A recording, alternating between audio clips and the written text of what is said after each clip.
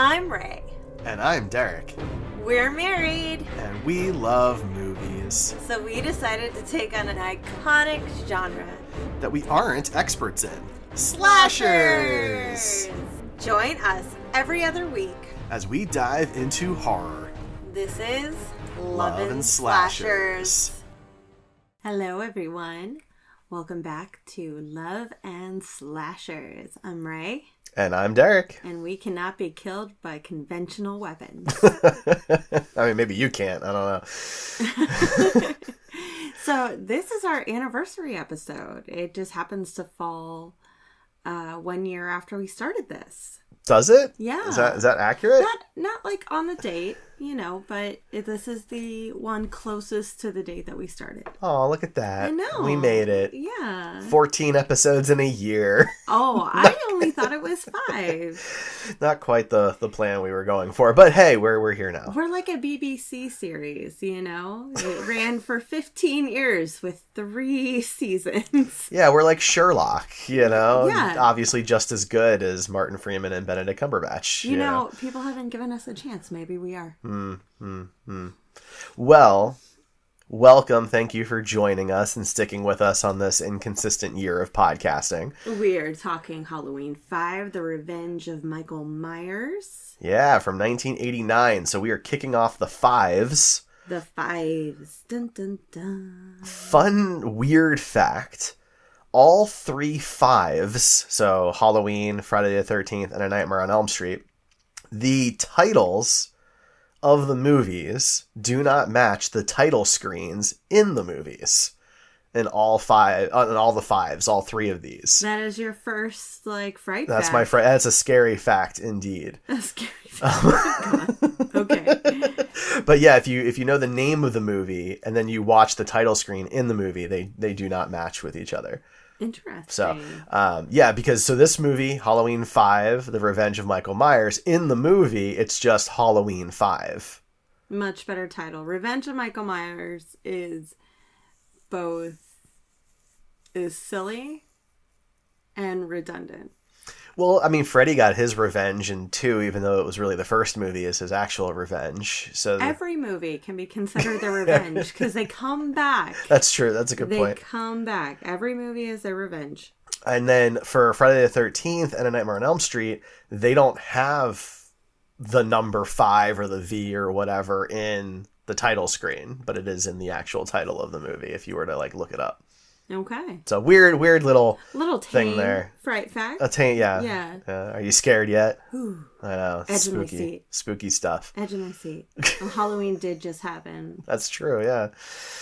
Yeah. So this is of course a direct follow-up to Halloween 4, the return of Michael Myers. As we said in our Halloween 4 episode, we both really liked the movie, and we were not in the minority there. A lot of people did. It was very successful, and this one was rushed, fast-tracked. It was, yeah. And it didn't do well. No, this is clearly one of the worst films we've seen so far. It's pretty bad. It is the lowest grossing film in the Halloween franchise. What about the critic scores? I didn't look into the critic scores. I don't hold a lot of stock in that type of stuff. But budget and box office are kind of interesting, at least because you can have direct comparisons to those numbers that are more objective. And this grossed under $12 million. That's fair. No, I mean, its budget was only 5.5, so you could argue that it was still a profitable film, which is why the franchise got to continue. But this was the lowest grossing in the entire franchise. I mean, Michael Myers has always been a profitable figure itself, so, if at 5th you don't succeed, try again. And what we got here is not what the original plan for the movie was. No. And there was a lot longer. There was an entire storyline practically cut that there's a few remnants left behind in this that they don't wrap up. So Well, I'm curious what that is. That's not what I was referring to. Go ahead. Okay, so the original version of this movie was written by Shem Bitterman, who does not actually really get the writing credits here because his version was thrown out. This version was written by Michael Jacobs.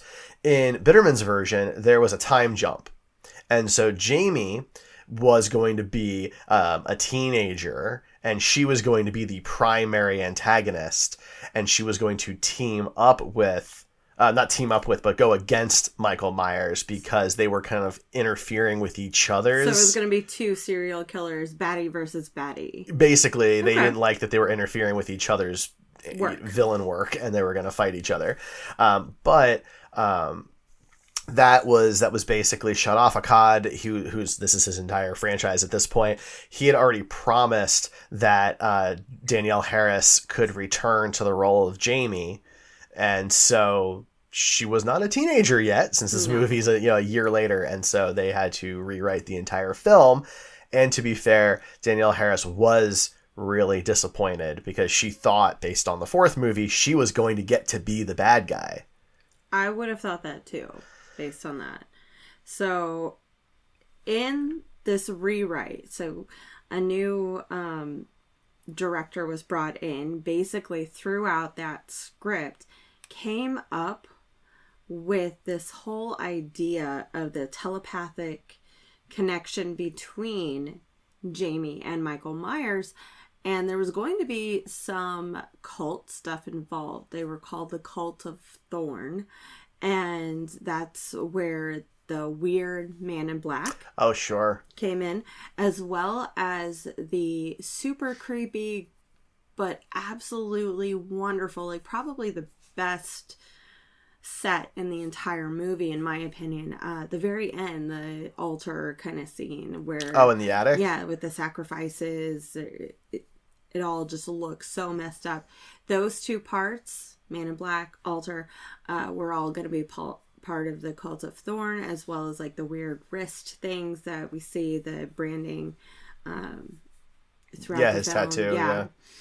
But that was all kind of dropped, and that's interesting. It continues in the next film in some way, but it was supposed to be further developed, and it just wasn't. Well, there you go. That's interesting. Well, so most of the Man in Black scenes were reshot in the United Kingdom, by the way, which is weird. And most of the film was shot in Salt Lake City. And so Michael Myers in this movie is played by Dan Shanks, and he did the Man in Black. Yeah, he was also cast as the Man in Black. Because they didn't know what to do with this character. They didn't know who this was supposed to be and what they were going to become. And so they're like, well, we already got this dude, so we'll just have him be another anonymous character kind of thing there. So he... did I say Dan? I meant Don. Don. Okay. Don Shanks. You did say Dan. I didn't mean Dan. Don Shanks. He took over for the role of Michael Myers from George Wilbur, who did not want to reprise the role, but is involved in the film. He's one of the stunt players in the film. So it wasn't like a bad blood thing. He just didn't want to do the role again. I'm sure he had his reasons. So there you have it. So yeah, the Man in Black, we don't really get to know much about it. He shows up a few times. We never see his face. Right. We don't really understand any of it, but he is responsible for the entire ending. That's true. How things continue. But basically, I think to wrap up this first part of our podcast, there was a better movie planned with Jamie being a continuing helper, and I think we saw that. Like, that is almost word for word the exact plot of Saw 2, with Amanda helping Jigsaw. Spoilers for Saw. Oh, I'm so sorry, guys. You jumped on the wrong podcast. I apologize. Hate mail at... Well, some people thought that, Danielle Harris being so young wouldn't be taken seriously as an antagonist. But, I mean, there's the Children of the Corn franchise, which the whole point of it is that the little kids are the bad guys. You've got Child's Play, where it's literally a doll. So I think that if it was written and directed and acted appropriately, I think it would have worked. I don't know. It also doesn't matter, I'm sorry that Danielle was promised the role and everything. The better film would have been her as the antagonist if they would have aged her up, Yeah, that would have been just fine too. I I think guess. sometimes small decisions like that kind of rob us of good stories. I guess I would need to know about the contractual situation there. Like, was it a Sure. promise or was it a No, contract or, that's a good point. we don't have those details, of course, but I still think that Danielle probably could have pulled this off given, Probably. I think it still would have been better than the movie we got. Right? Because, I mean, Danielle barely speaks, especially in the beginning of the movie. The selective mutism that they give like little kids or trauma victims is one of my least favorite tropes because so many problems are easily solved with, just somebody being able to communicate them.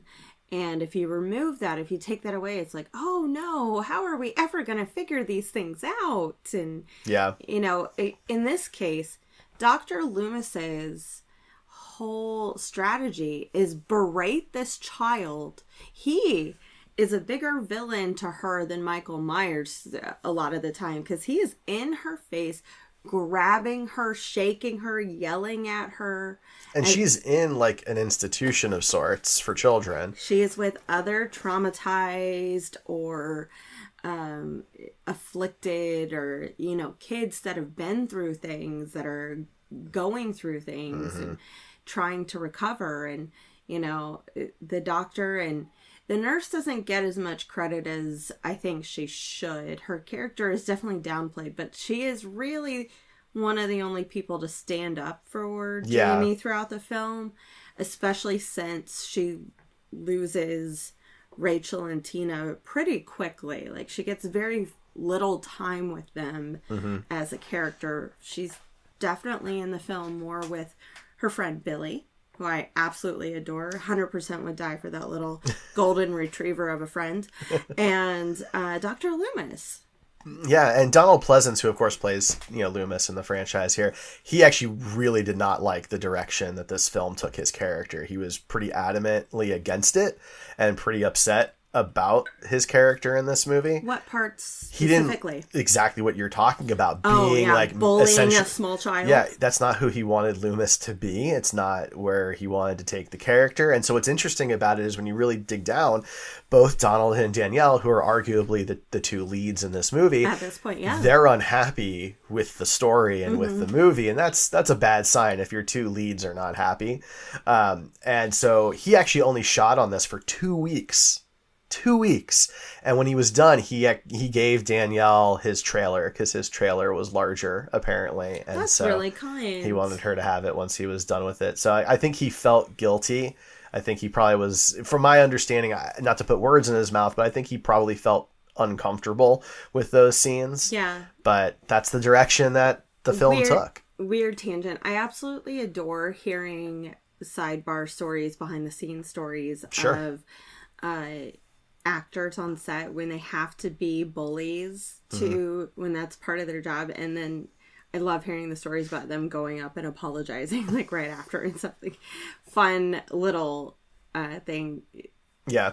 Bowen Yang recently said that he was like, I can't believe I have to bully Cynthia Erivo in Wicked. Like, how dare I? And he's like, I'm so sorry, right? And I just thought, like, I love those stories. Those little stories make me feel so good. That, like, well, at this point, Donald had played this character for a decade. Yeah. Right? And he's the only one that's been in everything at this other point. than Season of the Witch. Right. But he's in it more than any Michael Myers. Yeah.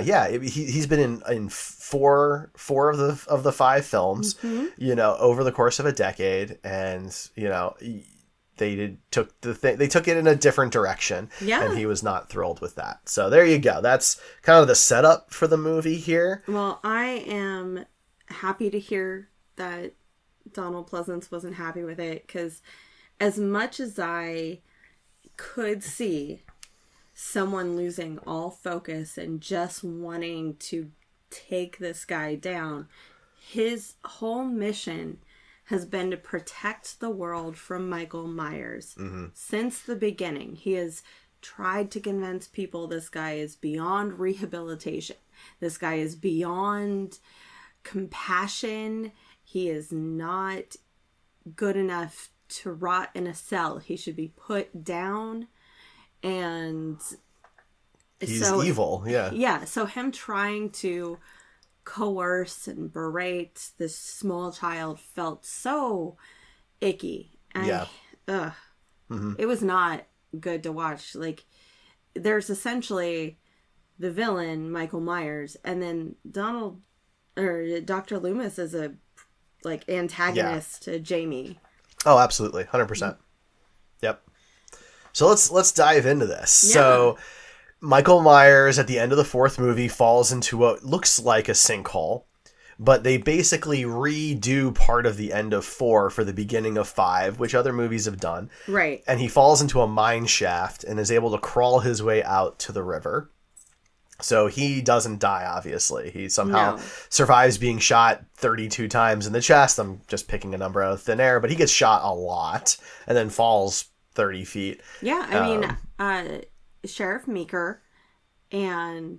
Is it Meeker or Bleeker? It's Meeker. Meeker. I don't know why I was combining some character names there.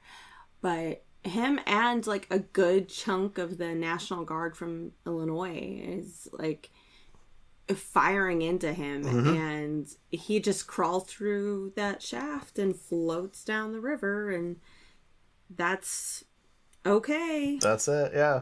So he survives. He's out in the woods.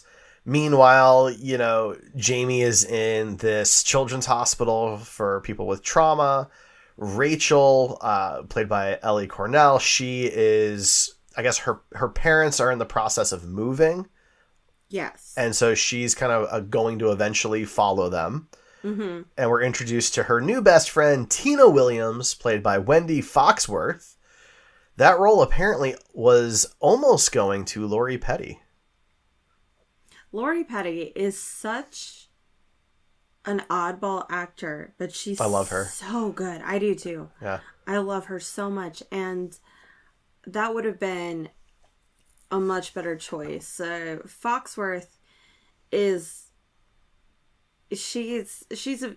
that's not good. It's not good. It's not good, guys. It's just not good. I don't know if it's her, if it's the role of Tina, but it wasn't good to watch. I mean, the supporting cast in this one is not great, and I'm not really talking about the actors as much as I'm talking about the script or the directing, the movie itself, because we don't get to really know these people on any meaningful level. I don't care about any of their deaths for the most part. Like, there's one that I care about, and we'll talk about that soon, but it's pretty bad because we have Tina, Spitz, Sammy, and Mikey, and that's kind of our main group. If you weren't looking at that, could you tell me who was who?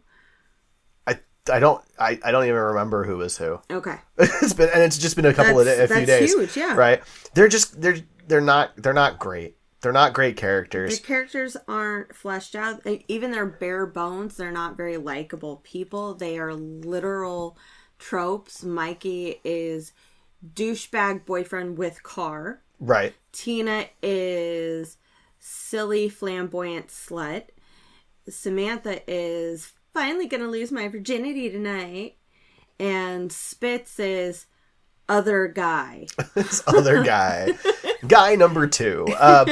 Well, and the big thing here is Rachel is killed off in the first act. Which is par for the course. We've seen that so many times now that our final girl from the previous film is killed off in the first act of our next film. And Akkad doesn't like that happened, but he felt that it was important that they showed in the movie that nobody was off limits.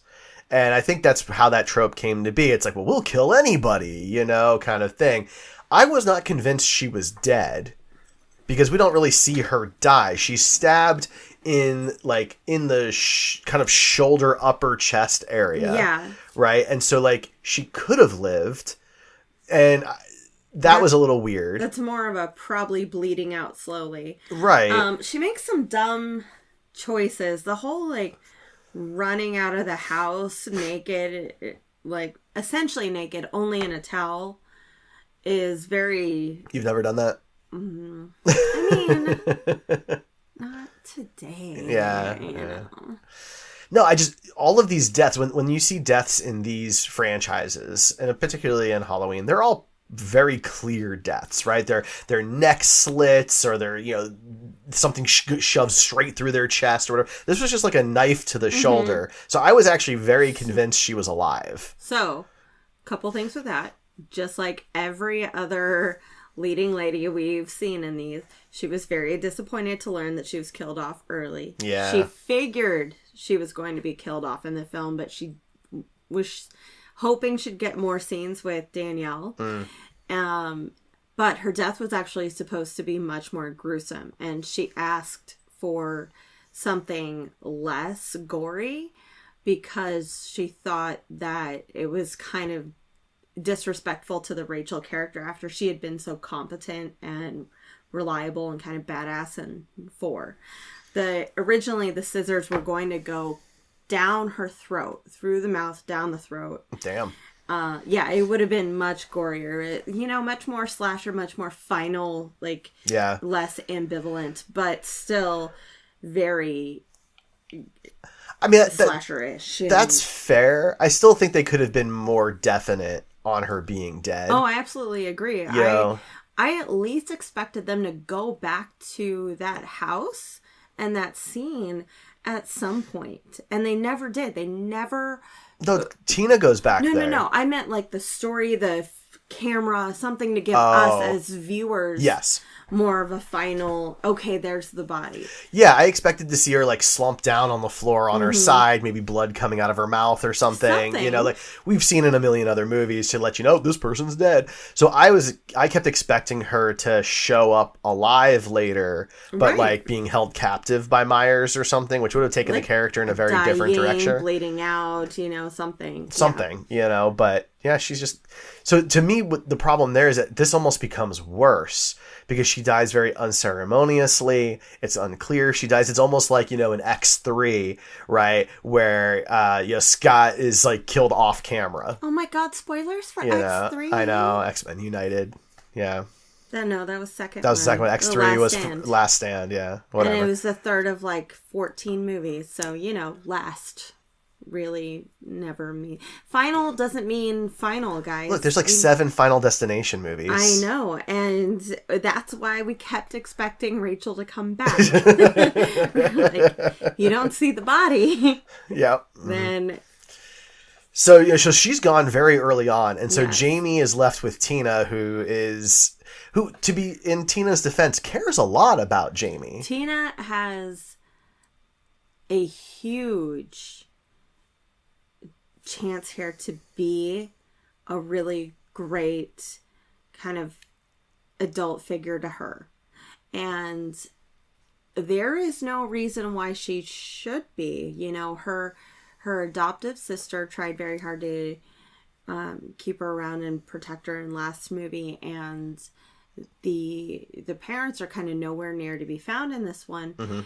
Tina doesn't owe this girl anything, and yet she takes it upon herself to kind of become at least emotional support. We see her show up at kind of the rehab center with their dog Max, and it's shown to be frowned upon to bring a dog in there, but she does it. She does it to make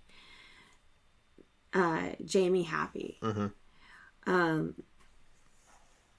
And that, to me, is probably the best part about the Tina character, because she also says multiple times, oh, I'm going to come back. I'll see you a little bit later today. I'll see you tomorrow. She follows through. Yeah. And that's really cool. That's why, there are positive things to the character, and why I'm not convinced that the actor is the problem here. We've watched a lot of movies in our podcasting time since we started podcasting in 2014. Those who know me know I do a Nicolas Cage podcast called Coming of Cage. I've seen 87 Nicolas Cage movies as of watching this. I'll be watching my 88th tomorrow night. And sometimes good actors can't save bad movies. Oh, I completely agree with that. I'm not entirely sure her acting, I guess, resume isn't like super full of a ton of stuff. I just in total, so it's not like I can say, oh, she's just so much better in this, or she's trash in everything else. So I can't say that one way or another.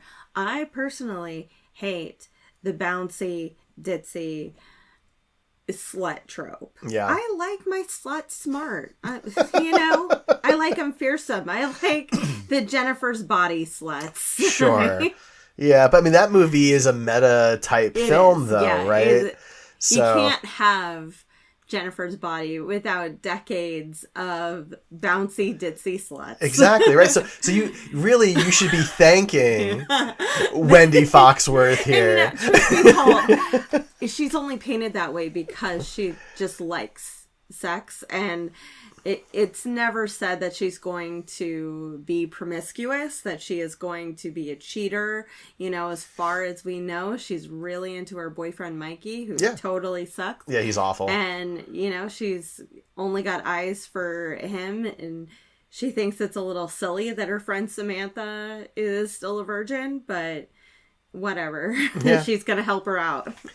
But this movie kind of is another one that goes against that concept that these movies are all based on, like, sexually open people, right? That this is like a punishment for their sexuality. I mean, Friday the 13th is a giant allegory for, sex is bad, blah, blah, blah. And as it goes on, more and more people want to fight that. Like, no, that's not exactly what's happening here. It's hard to argue that, sex isn't punished in this when we literally see two people in the barn. Yeah. Yeah, but like I think that's two people in the movie, but other people get killed too for other reasons. I mean, Rachel was in her own home, like not bothering anybody, right? And he has a grudge against Rachel. It is his revenge. There's the cops who are just chilling in their car across the street from the house party, and they are just absolutely doofuses. Well, yes, they're morons, God, but so bad. They're not like doing it in the car though. So like again, like yes, I don't think that just because somebody or two somebodies get killed while they're having sex, I don't think that just that's what the whole thing is. So no, I don't think that's the whole thing. I think in that instance, it is kind of punished. They were going to die either way. However, let's look at this. Okay. Prior to this, Michael Myers has been seen as cold and calculating. He's smart. He sets up traps. He waits people out. He isn't there to hunt you down. He's not going to run after you in the forest or anything. He's going to get you because eventually he's going to outsmart you. He's going to outwit you. He's going to find you at your most vulnerable. And this is not the first time we've seen him disrupt some lovers. We saw that in Halloween 2. He came post-coitus. Well, actually, this reminds me the barn scene reminds me the most of what happens in the first movie. So with PJ Souls' character, yeah, where she's on the phone and he comes up like with the sheet on him and everything like that, and she thinks it's her boyfriend and everything. Right. This reminded me of that Michael Myers, because I would argue that the Michael Myers in the first movie is different than in movies 2 and 4, and 5 is closer personality wise to how he is in the first movie. Maybe this is a weird Michael Myers where he's I think he's closer to number 2, where he's kind of pervy. Oh, he's but he's also like the mask thing that he does in the car, where he puts on the other Halloween mask. Yeah. Right? Now, I was really expecting him to take that mask off, and he was still wearing his mask underneath, and I'm glad that didn't happen. I expected him to kill Tina in the car, like just take the butcher's knife that he usually has and like go right into her chest. But he doesn't. It's like he's playing with his food in this movie. A little bit. And that doesn't make sense. It's not what he usually does. Right, but he does a bit more of that in the first film. Like, PJ Souls is her boyfriend. Like, he, like, doesn't immediately kill him. He's kind of, like, almost, like, torturing him and watching him. He even does, like, the head tilt thing and stuff. That's a very iconic shot. Like, he's more, like, experimenting in the first film. He's more of a stalker in the first film than he is any other time. But, again, in this one, he's stalking in this one. Right? Like the car, right? Tina. He has every opportunity to kill her. Yeah. And he just doesn't do it for a long time. Like, he's driving her around town and he's kind of going along with this charade, and he doesn't need to. To your point, he's supposed to be this very kind of calculating guy. Yeah. And here he is, like, kind of just playing with his food, I think is really the best allegory. It seems weird. It is. It seems out of character. We haven't talked about the hermit at the very beginning. This really nice guy who kind of just lives out in a cabin houses this comatose Michael Myers for a year. That's unclear. At what point? It is said in the official wiki for the franchise that it was a full year that this man took care of him. Now, and you are right. Myers just decides to kill him on day 363 or something? When he wakes up.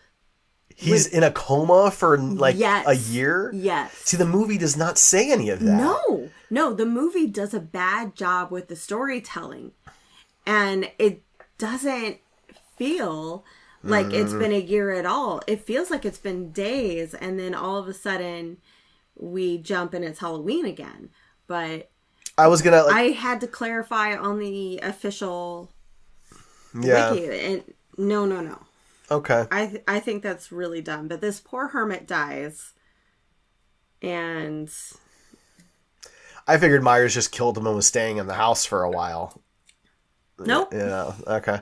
That's, the problem with that is then we have, like, well, how official is this wiki? Right? How canonical is it? Who's running it? Who gets to edit it? Right? So is this real, or is this somebody's, headcanon to make it make sense? I don't know. That's the problem with wikis. Like, you join the community, you pay to be a member or something, you are allowed to make edits, and if they're not challenged or followed through, they could sit there for years without people even questioning them. And that's why to me, like, canon is important to me in the sense that I want to know what's supposed to have happened, right? What should have happened in these movies from a chronological standpoint. And so without knowing the validity of the wiki, what the movie shows us, the thing that makes the most sense is, he may have been out for a couple of days, but once he was healed, he just kills this dude and then hides out there until he's ready. Which makes way more sense. I mean, we saw that in Friday the 13th with Jason. Mm-hmm. So I'm more inclined to believe that than literally this hermit spent a year of his life caring for this just body. Now, I do think that I think part of this is the rewrites you were talking about, because I think I read that this hermit was supposed to be part of that cult. Oh my God, that would make A, so much more sense, B, a much better storyline. But that was all cut, like you were saying, and so I think that's part of the problem. Yeah. Right? This was, a fairly rushed shoot. There were obviously changes and things like that. So I think that may have been part of the issue, and they didn't have a great resolution for it. Because, like, in the original plan, Myers was going to have actually died, right, but then come back to life in a very Frankenstein-esque way where lightning was involved. Oh, gross. And they decided not to go that route. Oh, I wonder but, why. I mean, I don't know that would have been any worse necessarily than what we got here with him, like, bobbing down this river. That's fair. Until he happens upon a friendly old man in the forest, kind of thing, who's off the grid, I guess. But either way, that's how he survives until he's better. Well, we also didn't talk about Mikey, the douchebag boyfriend trope. He has this, like, phenomenal car. He cares a lot about it. It's freshly waxed, and we see him caring about it more than anything else. And Michael, playing with his food, decides to fuck up his car first. Yeah, exactly. This is like a very sarcastic Michael Myers. Well, this... Mikey is definitely punished. Like, he shows some, I guess you could call it greed, or pride sins there. And Michael Myers decides, like, oh, you get none of this. Like, Mikey is a huge douche, and he is, the one thing he loves is, like, defaced right in front of him. Mm-hmm. Yeah, it's a little over the top. His love for this car, it was very Grease, but which is why we don't care that he dies right after. But we do, like, as an audience, we're kind of satisfied with the fact that his car got messed up too, because of how bad he treated Spitz, Samantha, and his girlfriend Tina. Yeah, I don't know who's friends with this guy. Like, why? Why? Because he has a car. Other teenagers have cars. Be friends with them. Yeah, it's very, we were doing a rewatch of Stranger Things right now to prep for season 5. And it's very season 1 Steve friend group kind of vibes, Oh, yeah, not actual Steve, but yeah, the people in the background that he hangs around with sometimes. Yeah, it just kind of reminded me of that. Yeah. But yeah, so he gets killed with, like, I guess it's a pitchfork to the head, to the face. Is it? I do recall it was a gardening tool of some kind. It looked like a pitchfork. Yeah. At like a mechanic shop but for some reason. But yeah, that's not ambiguous at all. Dude dies. yeah, he's dead. He did. He did. No, really, The Rachel's Colonel. the only one. Rachel's the only one that's ambiguous. Well, I would say that up until we see it, we kind of just assume that Michael Myers kills Max, the dog, too. Because Max is there at one point, and Max isn't there at one point. We don't see it. Yeah. Michael Myers has killed 2 other dogs in the past. He's a big dog killer. Well, so I think he's killed 2 dogs, but one of them he ate. And that's a very, now I'm not saying that that's okay, but it's a very different connotation of, like, killing to survive versus killing because you can. Oh no, that's a third dog. Yeah. I wasn't even counting that. Oh. Because he killed Jamie's dog in the previous one, and he killed a dog in the first movie too. That I must be forgetting one. Okay. So that's fine. Go ahead and say stuff, dear. No, that's fine. We don't have to go back. I believe you. I want to look at my notes. I don't have the dog death tracker. But yeah, but Max is fine. Right? Max comes back later, so he's fine. No. Max dies. We see his dead body, his decapitated head, in the end scene where we see Mikey's dead body and Rachel's dead body. I don't remember seeing the dog in there. There was too much stuff going on in that room, I think, is part of the problem. They spin around. You've got a bunch of candles. You've got a coffin. You've got a casket for the little girl that is just mentioned was dug up. And there's an altar there. Yeah, and everything. I didn't see the dog at all. I didn't. They do a quick flash from Rachel's body. They're really focused on that, but quick flash throughout the rest of the room. Decapitated dog head, Mikey's dead body, everything else in the room. Interesting. Yeah, I think that all just happened there was just too much too fast. I didn't see it. Oh God, do you want to go watch the movie again? No, I'm good. Oh, okay. I'm good. You just trust me that there was a dog head? Yeah, I believe you. Okay. Yeah. Okay, good. I'm glad. Good. For anyone out there, trusting husband and wife right there. For anyone out there that wants some inside baseball, so when we've struggled a bit with our recording cadence. For those of you who have followed along with us, and so in episode 13 we covered Nightmare 4, the Dream Master. We watched that movie 3 times. 3 times because we kept watching it and then we couldn't record, and we'd have to rewatch it to kind of reacquaint ourselves with the movie, and then we couldn't. Right, this one we only watched once. We decided that it was just that bad. We weren't going to go back to it. We'd refresh ourselves with internet information. Here's the thing, okay? Going back to the Nicolas Cage thing for just a moment, right? 87 Nicolas Cage movies. There's only one that I've had to watch more than once, and it's because I accidentally watched the wrong movie. Okay? It's true. This thing, we've done 14 movies, and we've had to rewatch like half of them. Not half. Whatever. Anyway, by the end of the second act, all of our characters that we knew, except Jamie and Dr. Loomis, like by name, are dead. Is Meeker dead? Meeker's alive. Meeker's alive. Yeah. Okay. He is barely in the film. Yeah, apparently his role was cut down, and he was pretty disappointed in that, too. This movie disappointed people left and right. That's the fourth disappointed actor we've talked about. I don't know that anybody was happy with it. It doesn't sound like it. I mean, even like Don Shanks, for example, so like he did his own stunts as Myers. He got injured on this movie. He actually drove the car into the tree and was in it right as the explosion happens. And in the scene where he's fighting with Dr. Loomis and Donald Pleasance hits him with the 2x4, it actually broke his nose. Well, the guy who played him in 4 refused to come back as Michael Myers. That was Wilbur, yeah. Yeah, he was offered the role, and he refused to. He came back as, quote, a stunt player, which means to me he did stunts for people other than Michael Myers. Well, yeah, because Shanks did his own stunts as Myers. But it just, the way he explained it just seems like he didn't want anything to do with that role. Yeah, I think that's probably accurate. I wonder why. I can't imagine. Yeah. So I think most people were disappointed in this movie, unfortunately. Yeah, absolutely.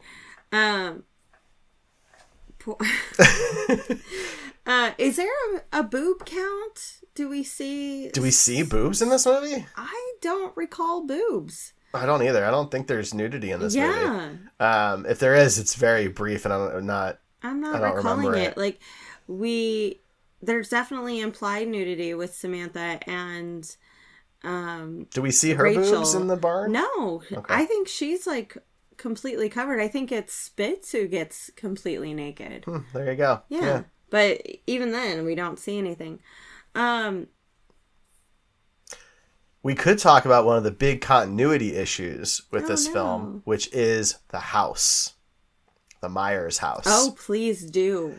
So this house is completely different from the Myers house we have come to love from the previous movies. And it is very obvious. It is a massively different home.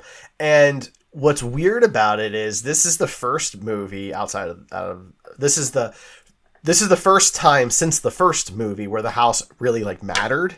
Right. Like we revisit it, but this is the first time where like narratively it matters, like because Jamie's gonna recreate the hair brushing scene from the first film where Myers like killed his sister right? Judith. Yep. So like where she is and like this house is completely different, and it was done this way to be bigger, to be creepier, to be more grand, and they wanted different things in it, like the laundry chute.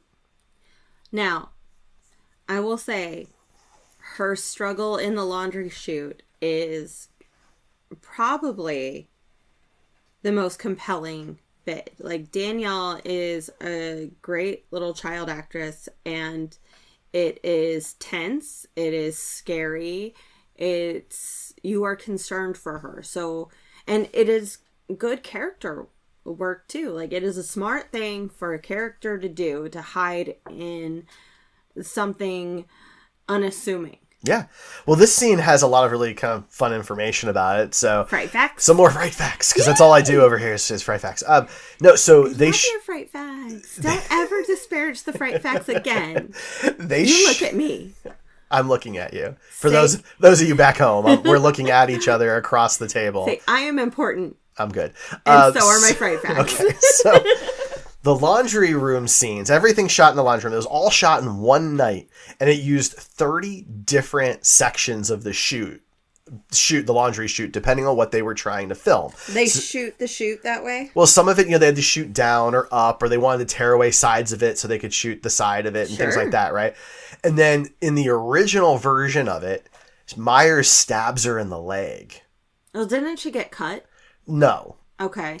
But she was supposed to. Like, I think her clothes get sliced, but she was supposed to get stabbed in the leg. Okay. And it was deemed that it was going to be too disturbing, so they had to redo it. So she actually kept the prosthetic leg that was going to be the prop leg that gets stabbed. Oh, hell yeah. Good choice. Sadly, she loaned it to her cousin, and it was lost. Ugh. So somewhere floating out there in the ether is little Jamie's stabbed leg from Halloween 5. I gotta say, as someone who has tried to be compassionate over the years, and one of my favorite things in the world is books, and I've loaned many of them out, I haven't gotten one back. So you just don't loan stuff out to people. Don't do it. That's what libraries are for, and rental places. Yeah. I'm definitely missing some Game Boy games. Yeah, like have them go out and seek that, give them blessings in their journeys and then be gone.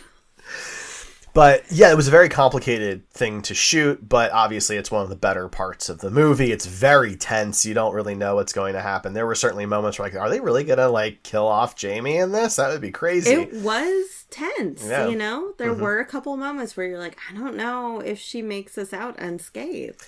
I mean, the truth is my favorite parts of the movie do take place in the house, even though the house itself is kind of contradictory to the earlier parts of the franchise. And it's in all fairness, all my favorite parts of the movie are with Jamie. Yeah, I mean, she's the most compelling. I mean, her and Donald Pleasance, or Dr. Loomis, they're the more compelling characters. Yeah. Because everybody else is so forgettable. I can't even remember some of these characters' names.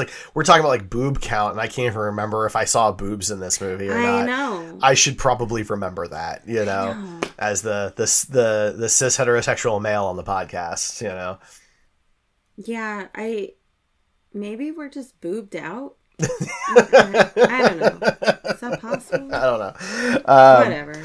But yeah, so there's some cool fight scenes in the house. Dr. Loomis is going to set a trap to capture Michael, and again traumatizing Jamie in the process. Yeah, well, he uses her as bait.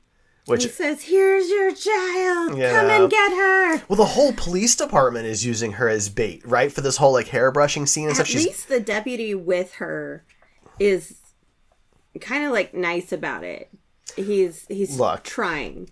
He is. You're right.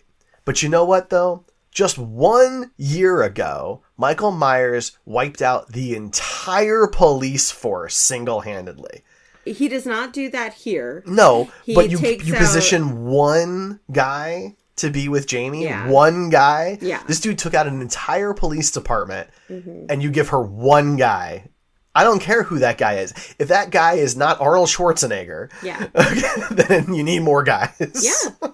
There was one guy in the room with her, and one guy in a car parked outside, and everybody else got a call to go back to the children's rehab facility. And again, Myers being very calculated, very smart. He's a bit smarter in the latter half of the movie than he is in the former, in my opinion. Again, I think though it's on purpose. I think at first he's playing with his food, and then he's like, "All right, I gotta lock in." I was just in a coma. I wanted to have some fun. Right, it's the 2-minute warning. I gotta focus. No huddle. Let's go. So they bring the entire police force back minus 2 guys, and that goes well. Clearly terrible. Deputy Gray, the dude in the car, he is rammed from behind with a different car, and then Myers basically just beats his face in until he's dead, and then he hangs Deputy Block with the rope ladder that you would use to escape from a fire. Yeah. Jamie's able to climb out the window. Deputy Block is on his way out to follow her, and he is instead hung. So, he kind of ends up taking out some of these police officers in a more efficient way than he did. Teenagers get farm tools. Yeah, well, he works with what he has at the time. Oh, I mean, he is resourceful. He is, if anything. That's cute. We're husband and wife. Oh my gosh. Yeah. And then that's it for him. Deputy Block is the last person he kills. Loomis and him struggle one more time. He shoots him with 4 tranks, and that kind of takes him down. And then Loomis apparently has a stroke on top of Michael Myers, and we haven't watched 6. We don't know if Loomis quote unquote continues, but it's the end for both of them at this point. Theoretically. I mean, they both also supposedly died in 2. So. Yeah, it's never the end, guys. It's never the end. We did kind of gloss over Tina's death, how she is discovered. We haven't talked about the telepathic bond, really, and why Dr. Loomis, how she keeps having premonitions of everybody that's dying. Jamie, yeah. Yeah, and also didn't talk about no, I just went blank. Never mind. Okay, cool. The party, I guess. Yeah. I mean, but nothing happens at the party. The party is completely inconsequential. It's just happening in the background so the cops have somewhere to be while the barn behind them is where all the action's happening. Yeah. There are 35, 40 teenagers who are absolutely adults. I love that. They are 25, 30-year-olds playing 19... Hey, I watched Saved by the Bell. It's just the way that it is. 17, 18, 19-year-olds. Tom Welling was not a... At no point. Yeah, high schooler in Smallville. No. They're watching him, and they're like, hey, guy, it's not funny to dress up like Michael Myers to Spitz.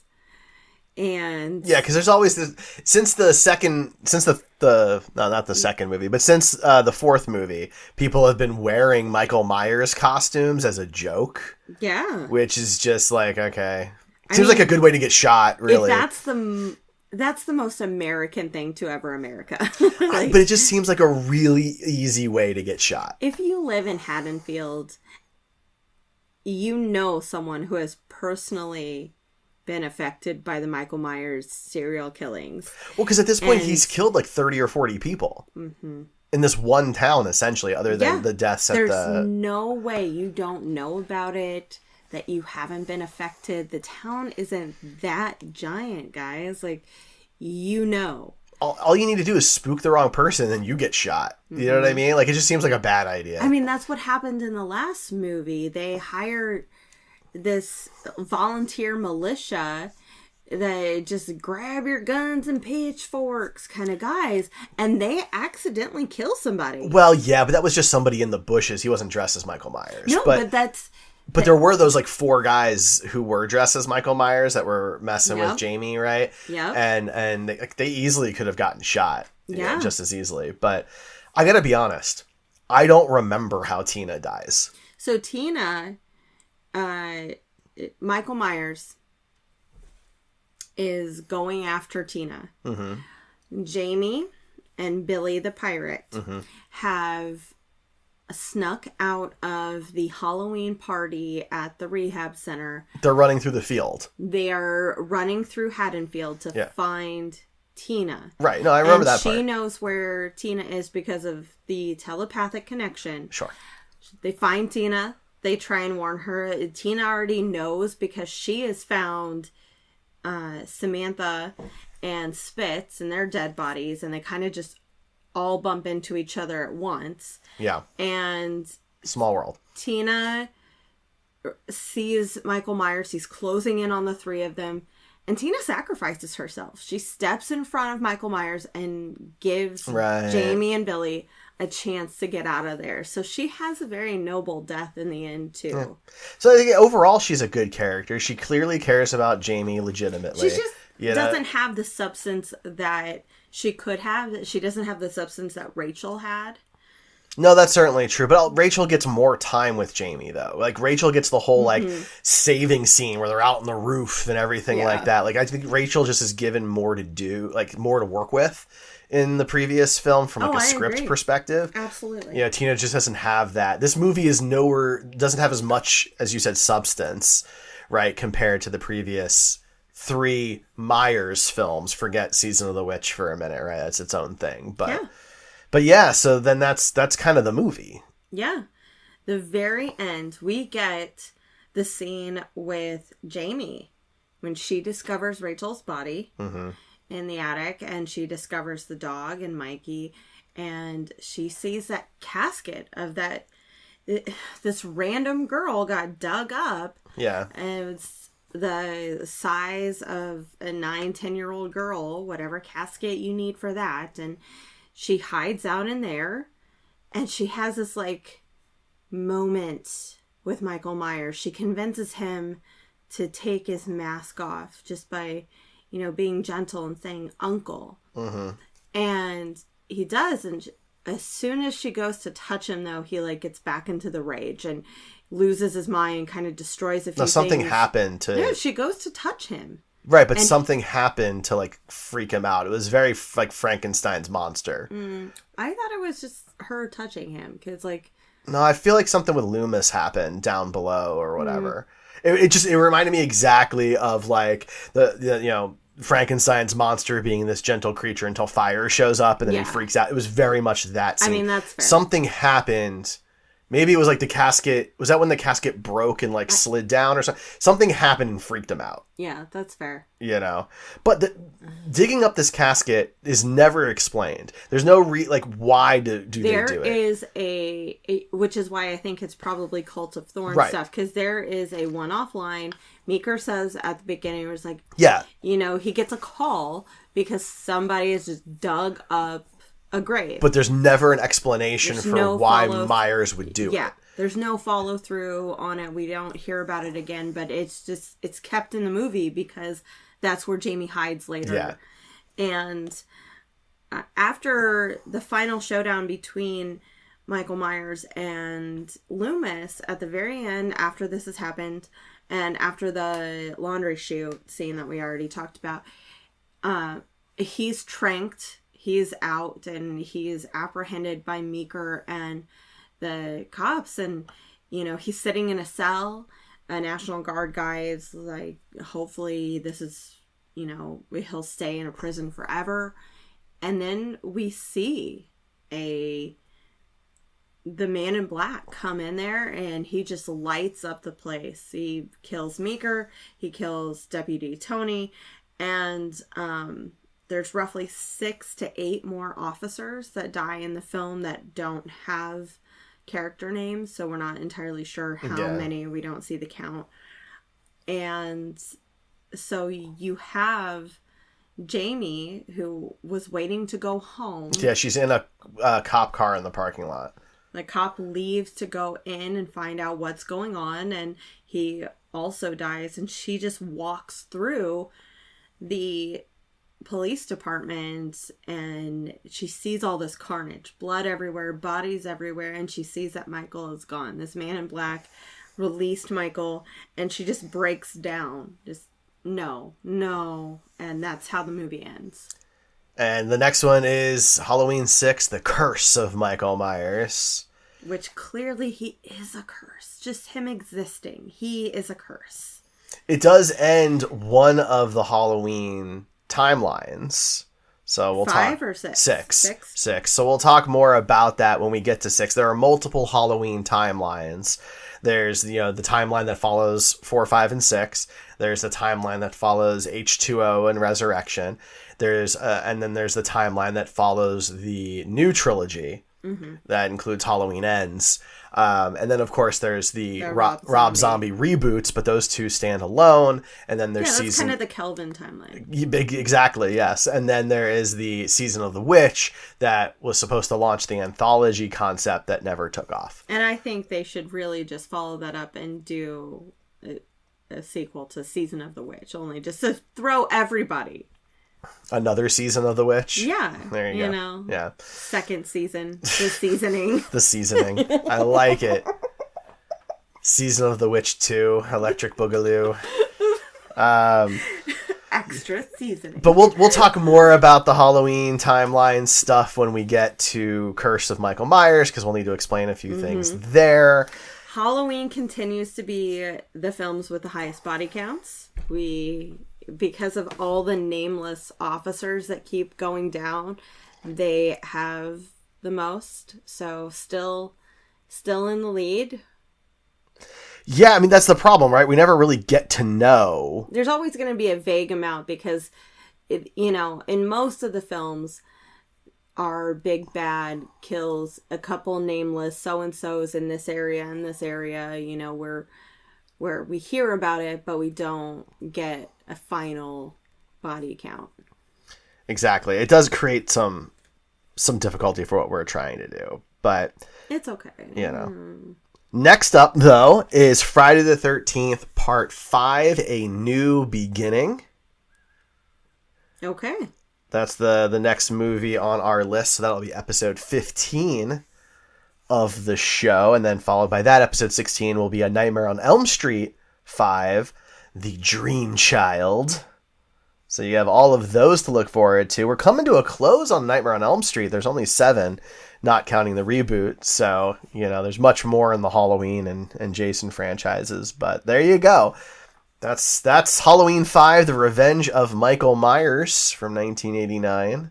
Definitely one of the lower points. Yeah. So I'm excited to move on. Yeah, me too. But that's it for us, I guess, this time. Yeah. You want to play us out? I don't know. La da da.